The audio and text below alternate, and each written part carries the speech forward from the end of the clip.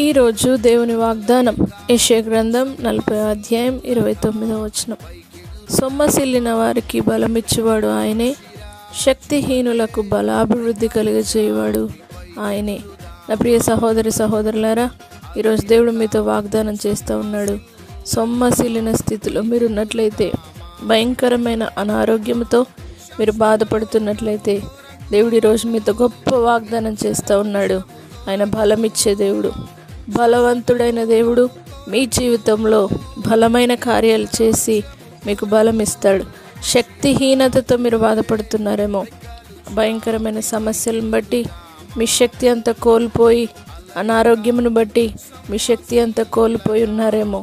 దేవుడు ఈరోజు మీతో మాట్లాడుతూ ఉన్నాడు, వాగ్దానం చేస్తూ ఉన్నాడు. మీ శక్తిహీనత నుండి దేవుడు విడిపించి బలాభివృద్ధిని దేవుడు కలుగజేయబోతున్నాడు. కాబట్టి ఈరోజే దేవుని కొరకు మీరు ఎదురు చూడండి. నూతన బలమును మీరు పొందుతారు. పక్షిరాజు యవ్వనం వలె దేవుడు మీ యవ్వనాన్ని కొత్తదిగా చేస్తాడు. నా ప్రియ సహోదరి సహోదరులారా, తప్పక దేవుడు మీ జీవితంలో ప్రతి సొమ్మసిల్లిన స్థితి నుండి విడిపించి బలమునివ్వబోతూ ఉన్నాడు. బలపరిచే దేవుడు మీతో ఉన్నాడు. కాబట్టి ఆయన శక్తి మిమ్మల్ని ఆవరించి మీ జీవితంలో అద్భుత కార్యాన్ని జరిగించబోతూ ఉన్నది. నా ప్రియ సహోదరులారా, ఈరోజే అప్పగించుకోండి. దేవుని వాగ్దానాన్ని నమ్మండి. ఆయన వాగ్దానములన్నీ కూడా క్రీస్తు యేసునందు అవును అన్నట్టుగా ఉన్నవి. కాబట్టి సొమ్మసిల్లిన స్థితిలో నుండి దేవుడు ఈరోజే మిమ్మల్ని విడిపించి బలమునిచ్చి, శక్తిహీనత నుండి దేవుడు విడిపించి బలాభివృద్ధి కలిగజేసి ఆశీర్వదించి మిమ్మల్ని ఇంకా బలపరిచి కాపాడునుగాక. ప్రార్థన. పరిశుద్ధుడా, నమ్మదగిన దేవా, బలహీనులను బలపరచువాడానికి వందనాలు. సొమ్మసిల్లిన వారికి బలమునిచ్చేవాడానికి వందనాలు. ఈ దినం ఎంతమంది అయితే సొమ్మసిల్లిన స్థితిలో, వారి యొక్క సమస్యలను బట్టి బాధపడుతూ కృంగిపోయిన స్థితిలో అనారోగ్యంతో పీడింపబడుతూ ఉన్నారో, వారందరిని ఇప్పుడే నీ పాదసనం తీసుకొని వస్తున్నాం.